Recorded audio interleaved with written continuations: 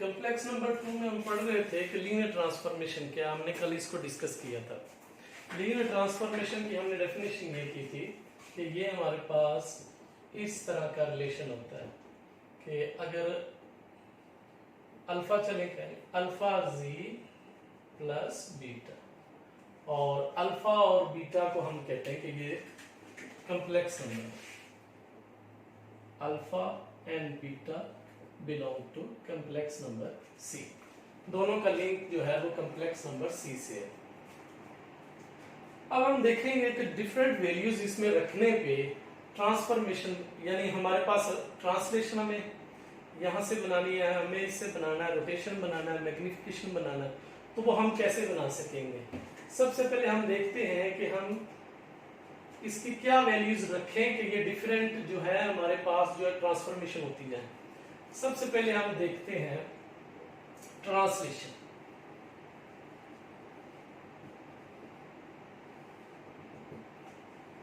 अगर हम अल्फा की वैल्यूज जो है वो 1 रख लें और बीटा की वैल्यूज 0 रख लें, अल्फा की वैल्यूज हम 1 रख लें और बीटा की वैल्यूज हम 0 रख लें, तो हमारे पास जो आएगा रिलेशन बनेगा वो हमारे पास आ जाएगा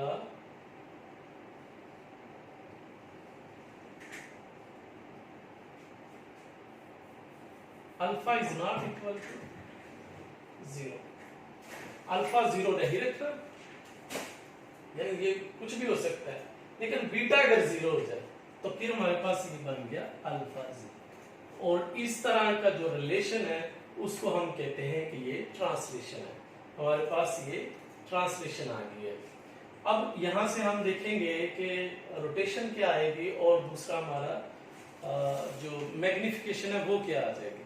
तो ए इज ट्रांसलेशन में ए इज इक्वल टू अगर 1 रखते हैं और B is not equal to beta is not equal to 0 रखते हैं, तो हमारे पास जो है ये ट्रांसलेशन आ जाती है। और इसकी फिर इक्वेशन जो है वो बन जाएगी AZ।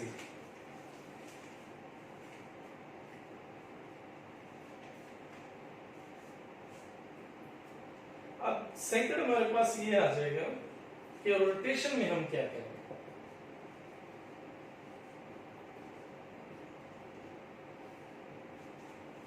रोटेशन में आपने अल्फा का मॉड जो है वो 1 रखना है और बी आपने 0 वैल्यूज रखनी है, तो फिर हमारे पास रोटेशन भी आ जाया करेगी। लेट्स सपोज अगर आप इसमें ये रखें, इसमें वैल्यूज रखें, तो रोटेशन जो है इसको आप R से डिनोट कर लें। रोटेशन ऑफ Z जो है वो हमारे पास आ जाएगी कि अगर अल्फा मोड हम 1 रख लें और B 0 रख लें, तो ये हमारे पास अल्फा Z आ जाएगा।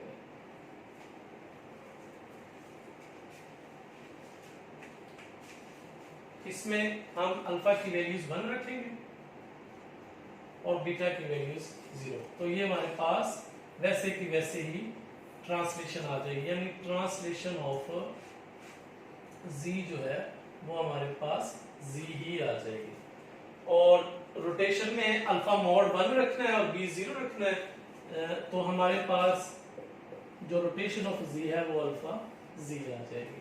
अब यानी जितने एंगल से आप घुमाएंगे वो एंगल आ जाएगा। अब आप फर्ज कर लें कि आपके पास जो फंक्शन है वो गिवन है ओमेगा इज इक्वल टू एटा जी,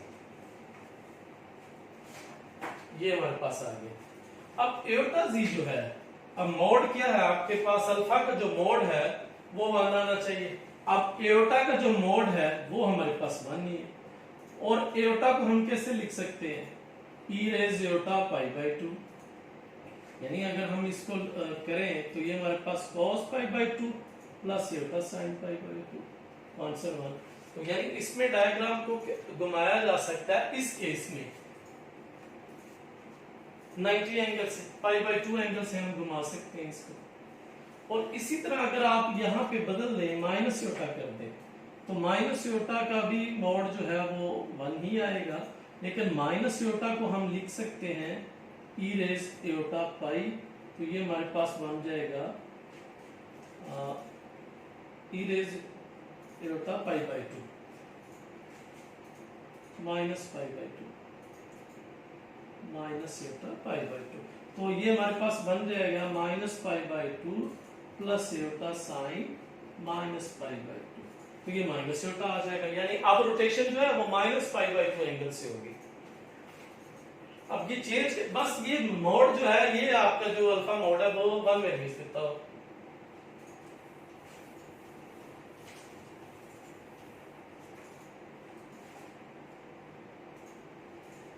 तो ये हमारे पास रोटेशन होगी है कि कितने एंगल से हम इसको घुमा सकते हैं।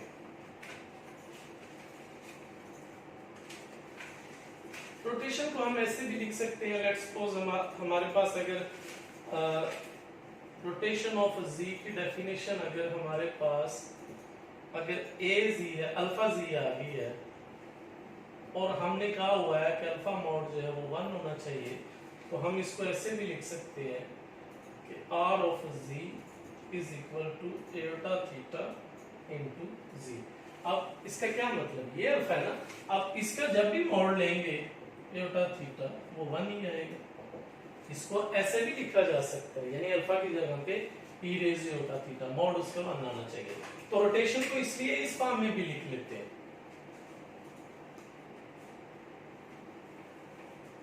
अब उसके बाद हमारे पास रोटेशन के बाद आ गई है मैग्निफिकेशन।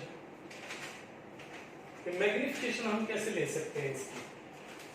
अब मैग्निफिकेशन में या तो बड़े साइज जी प्लेन में जो भी डायग्राम है, या तो उसको बड़े साइज की बनाएगी डब्ल्यू प्लेन पे, या उसको स्मॉल साइज की बना देगी। तो बड़े साइज के लिए हम मैग्निफिकेशन इस्तेमाल कर सकते हैं, और स्मॉल साइज अगर बनाएगी डब्ल्यू प्लेन में उसको फिर हम कंट्रैक्शन कह सकते हैं। तो ये हम इसकी डिफाइन कुछ इस तरह से करेंगे, मैग्निफिकेशन या कंट्रैक्शन।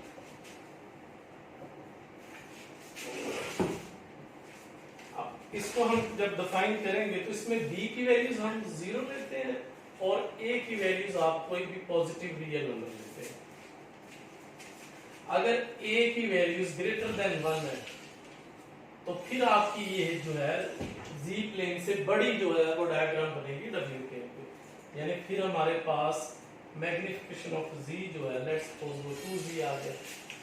हमने अल्फा की जगह पे जब हम 2z लगा दिया तो हमारे पास बड़ी साइज की उधर बनेगी, और अगर हमने a की वैल्यूज 1 और 0 के बीच में रखी तो लेट्स सपोज वो हमारे पास है 1/2z, तो फिर ये स्मॉल साइज की कोई डायग्राम आएगी, स्ट्रक्चर आएगा w प्लेन में। तो ये हमने इस तरह से इन चीजों को सीखा था कि लीनियर ट्रांसफॉर्मेशन के ये केसेस हैं, ट्रांसलेशन, रोटेशन, मैग्निफिकेशन। अब ट्रांसलेशन में हम अल्फा 1 रखते हैं और बीज जो है वो 0 रख लेते हैं, ट्रांसलेशन आ जाता है।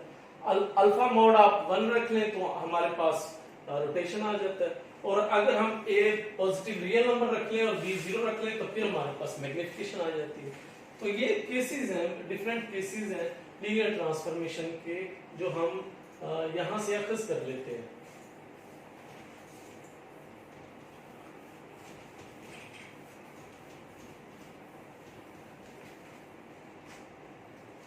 अब लेट हमारे पास एक डायग्राम है, वहां से हम सीखते हैं कि मैग्निफिकेशन, रोटेशन, ये सारी चीजें क्या है। अब लेट्स सपोज हमारे पास ये एक डायग्राम है और ये है 0 और ये 2 से है और ये आ गया 2 प्लस एयोटा और ये हमारे पास एयोटा है। ये एक रेक्टेंगल है। अब जब हम डिस्कस कर रहे होंगे ट्रांसलेशन, फिर हमने क्या करना है, ए की वैल्यूज को 1 लेना और बी हम कहेंगे 0 नहीं है।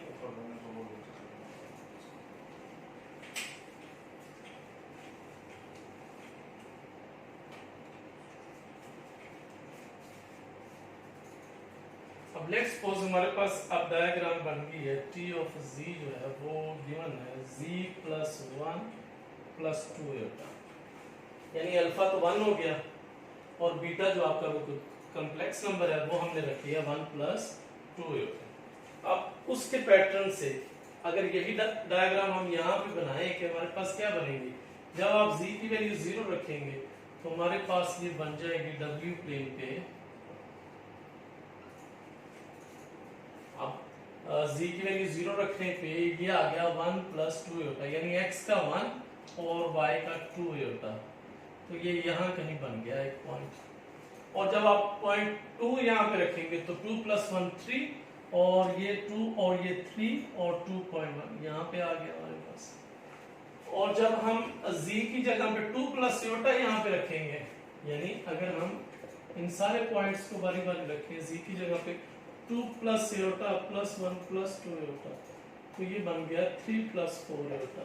तो 3 + 4 आयोटा, x का 3 और ये 3 आयोटा और ये 4 आयोटा, तो यहाँ पे हमारे पास आ गया 3 + 4 आयोटा। एक पॉइंट रह गया कि z की जगह पे जब हम आयोटा रखेंगे यहाँ पे आयोटा, तो 1 + 3 आयोटा आ जाएगा। तो 1 + 3 आयोटा कहाँ पे पड़ा हुआ है, x का 1 और 3 आयोटा। जब हम z की जगह पे आयोटा पुट करेंगे तो हमारे पास आ जाएगा 1 + 3 आयोटा और x का 1 और 3 आयोटा यहाँ पे। ये x का 3 हमने रखा हुआ था और ये हमारे पास आ गया था 4 आयोटा। तो यानी इस तरह से कोई एक पॉइंट हमारे पास रेक्टेंगल पे यहाँ पे डेवलप हो जाएगा।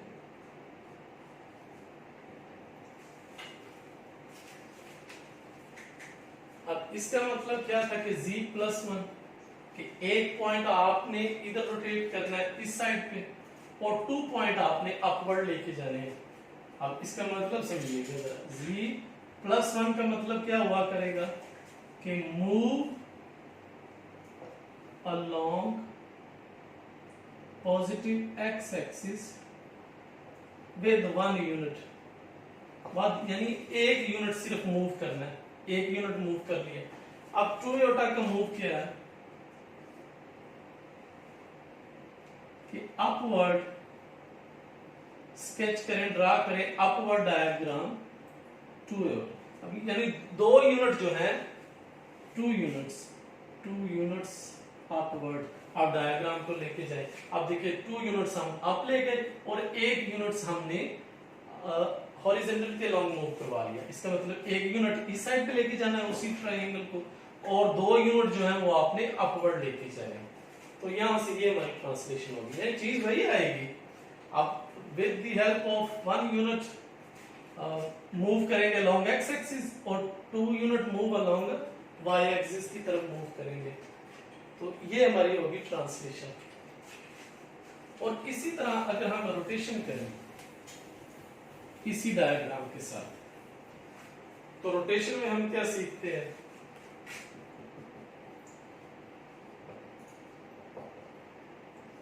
रोटेशन में हम सीखते हैं कि आपका जो मोड है वो 1 आना चाहिए और b की वैल्यूज आपकी 0 होनी चाहिए। तो फिर हमारे पास ये जो लीनियर डेफिनेशन हमने की हुई है अल्फा z प्लस बीटा, यानी यहाँ पे बीटा आ गया ना, b की जगह पे बीटा और a की जगह पे अल्फा आ गया। तो ये जो हमने डिफाइन किया हुआ है b 0 रखने पे हमारे पास क्या बन जाएगा, ये रोटेशन ऑफ z जो है वो हमारे पास आ जाएगी अल्फा z, और इसका जो मोड है वो 1 आना चाहिए, where alpha mod is equal to 1 आना चाहिए। अब इसको हम ऐसे भी लिख सकते हैं e raise iota theta z, क्यों? क्योंकि वही जो भी z के साथ है उसका मोड बस 1 आना चाहिए। तो इसको हम ऐसे एक्सपेंड करते हैं ना, cos theta plus iota sin theta, mod वैसे ही आ गया।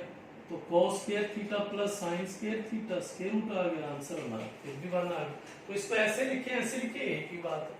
अब थीटा एंगल से ये रोटेट कर रही है ये डायग्राम, अगर इसकी हम बात करें तो थीटा एंगल से ये रोटेट कर रही है।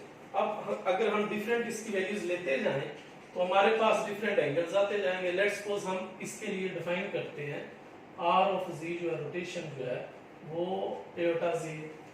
अब एयोटा का मोड जो है वो 1 आना चाहिए, वो 1 ही है। अब एयोटा को हम ऐसे लिख सकते हैं e रेज एयोटा π/2, क्योंकि जब हम आइलर आइडेंटिटीज इसको एक्सपेंड करेंगे तो फिर हमारे पास ये आएगा, तो ये एयोटा ही आएगा। अब इसका मतलब ये है कि ये जो डायग्राम बनाई हुई है ये इस फंक्शन के लिहाज से π/2 एंगल इसको मूव करवाया जाएगा, यानी ये ऐसे पड़ी हुई है ना, तो इसको π/2 एंगल से ऐसे मूव करवा के ये बिल्कुल ऐसे आ जाएगा। तो जब π/2 एंगल से हम इसको रोटेट करवाएंगे तो फिर ये हमारे पास इस तरह की कोई डायग्राम बन जाएगा। यही जब 90 एंगल से इसको घुमाएंगे ऐसे पकड़ के तो ये फिर ऐसे रोटेट हो जाएगी, R(s) बन जाएगा।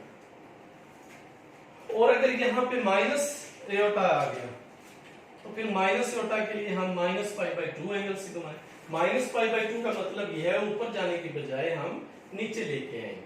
-π/2 होता तो फिर नीचे लेके आते हैं, फिर यही डायग्राम फिर यहाँ पे आ जाती, फिर R(s) आपका ये आ जाता। तो ये इस तरह से रोटेट करते हैं। और अगर लेट्स सपोज हमारे पास इक्वेशन कुछ इस तरह से आ जाती, रोटेशन ऑफ z -z आ जाता और -1 जो है उसका mod 1 आ जाता, तो फिर हम कैसे लिख सकते हैं? -1 को हम लिख सकते हैं e रेज़ एयोटा π, यानी cos π प्लस एयोटा sin π। अब किस एंगल से मूव करेगी? अब पाई एंगल से उसको मूव करवाया जाएगा सारी को, यानी इसको जब आप मूव करवाएंगे तो ये यहाँ पे आ जाएगी। तो ये इस तरह से एंगल चेंज करने पे इसकी रोटेशन वो चेंज होती जाएगी। आप इसकी मैग्नीट्यूड जो अल्फा की जैसे जैसे वो चेंज होती जाएगी। आप एयोटा लिया हुआ है तो उस हिसाब से आप आइलर आइडेंटिटी को ऐसे लिखेंगे, माइनस एयोटा लिया हुआ है तो और हिसाब से लिखेंगे। तो ये उसकी रोटेशन है इस तरह, जो हमने क्वेश्चन भी किए थे इसके।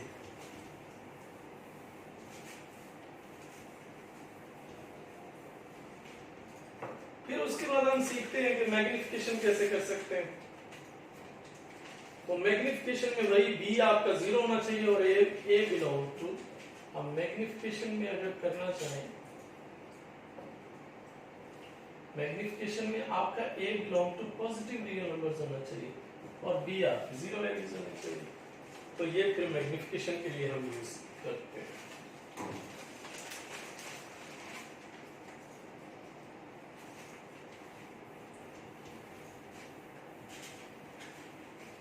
अब एक हम एग्जांपल लेते हैं, वहां से देखते हैं कि लीनियर ट्रांसफॉर्मेशन से अलग अलग ट्रांसलेशन, मैग्निफिकेशन और रोटेशन कैसे निकाल सकते हैं।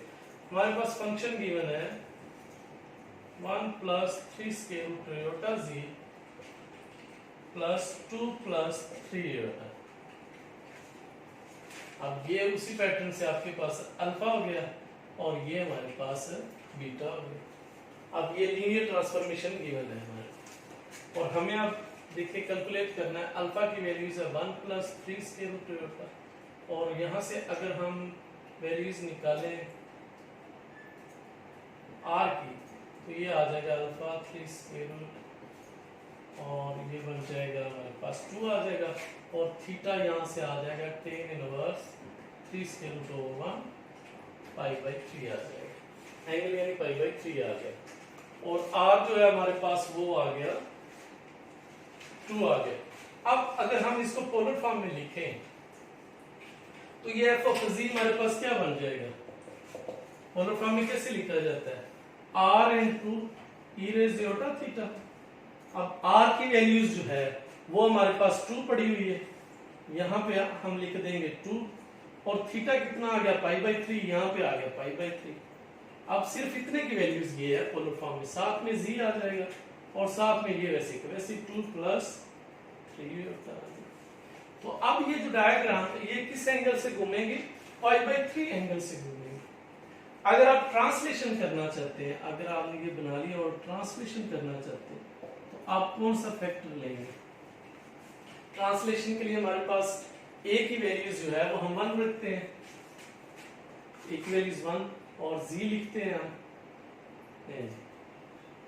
यहां से z + 2 + 3 होता, ये हमारे पास ट्रांसलेशन आ जाएगी। यानी ट्रांसलेशन के लिए हम तो z का कोफिशिएंट जो है वो 1 लेते हैं, बाकी हमने छोड़ दिए, यानी ये वाला फैक्टर हमने छोड़ दिए, बाकी z प्लस वो वाला लिख दिया। अब जब आप रोटेशन की बात करेंगे, इधर आ जाते हैं कि जब आप रोटेशन की बात करेंगे, यहां से हमने 3 चीजें एक्सेस करनी है। पहले हमने ट्रांसलेशन एक्सेस कर ली कि इन चीजों को छोड़ दिया, बाकी हमारे पास ट्रांसलेशन आ गई। अब जब हम रोटेशन की बात करेंगे तो रोटेशन की डेफिनेशन आनी चाहिए, e raise iota theta into z। अब थीटा हमारे पास क्या है, π/3 है, तो ये हमारे पास रोटेशन आ गई है। और मैग्निफिकेशन में हम बीटा की वैल्यू 0 कर देते हैं, और a जो है हमारा पॉजिटिव रियल नंबर्स होता है, और a पॉजिटिव रियल नंबर इस दफा 2 है, और मैग्निफिकेशन ऑफ z हमारे पास होगी 2, और बीटा हम 0 कर देते हैं, वो 0 हो गया सारा फैक्टर, तो 2z आ गया हमारे पास, z और उसका कोफिशिएंट जो है वो पॉजिटिव होना चाहिए।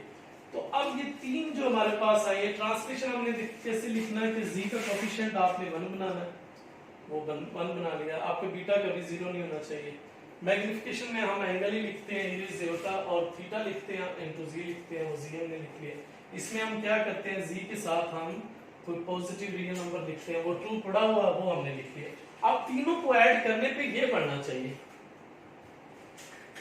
और जब आप तीनों को ऐड करते हैं, आप लीनियर, रोटेशन और मैग्निफिकेशन तीनों को ऐड करेंगे तो हमारे पास लीनियर ट्रांसफॉर्मेशन आ जाएगी, यानी लीनियर ट्रांसफॉर्मेशन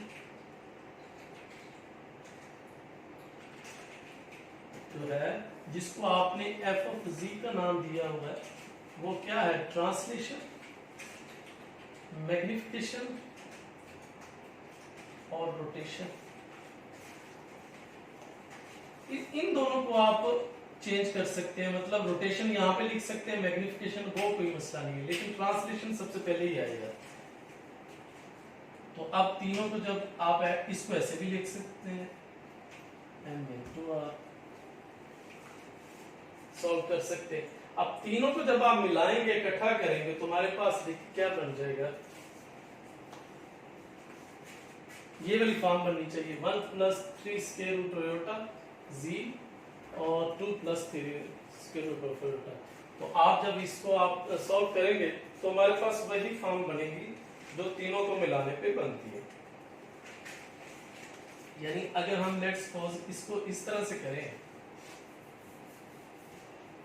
TOROM, इनको चेंज भी कर सकते हैं, T × R of M, और R of M जो है वो हमारे पास है, R की वैल्यू ये पड़ी हुई है, और हमारे पास जो M of Z है वो 2 of Z है, तो हमें R of M चाहिए। तो जब यहाँ पे M लगेगा जाके, तो हमारे पास ये आंसर आ जाएगा 2Z, R × M की जगह पे 2Z आ जाएगा, और जब यहाँ पे R में Z था तो यहाँ पे Z लग गया, और जब यहाँ पे 2Z होगा तो यहाँ पे 2Z आ जाएगा। तो ट्रांसलेशन में ये हमारे पास हो गया e रेज़ योटा π/3 × 2Z, तो ये आ गया। अब ट्रांसलेशन की डेफिनेशन हमने क्या की हुई है कि वो जो z है वो साथ ऐसे आ जाएगा, और साथ में 2 + 3 योटा लग जाएगा। अब हम इसी को अगर यहाँ पे एक्सप्लेन करें तो ये जो भी एंगल में है वो सारे का सारा वैसे ही आ गया, 2z e raise Yotta π/3 plus, और ये साथ वैसे का वैसे आ गया 2 + 3 योटा। यही आपकी लीनियर ट्रांसफॉर्मेशन। यानी कहने का मतलब ये है कि हम लीनियर ट्रांसफॉर्मेशन से 3 फैक्टर्स बना सकते हैं, ट्रांसलेशन, मैग्निफिकेशन और रोटेशन, और तीनों को मिला के इस तरह से मिला के और हम क्या बना सकते हैं, लीनियर ट्रांसफॉर्मेशन बना सकते हैं। तो ये है हमारा असल में आर्टिकल के लीनियर ट्रांसफॉर्मेशन से 3 ब्रांचेस निकलेंगी, एक हमारी निकलेगी ट्रांसलेशन, एक हमारी निकलेगी रोटेशन, फिर मैग्निफिकेशन, और तीनों को मिला देंगे तो फिर हमारे पास क्या बन जाएगा, लीनियर ट्रांसफॉर्मेशन बन जाएगा। तो यही हमारा टॉपिक था लीनियर ट्रांसफॉर्मेशन का। इसको आप प्रैक्टिस करें, इसके क्वेश्चन जो है उनको सॉल्व करें, तो मसला हो तो फिर हमें बताइएगा। आज के लिए इतना ही, अल्लाह हाफ़िज़।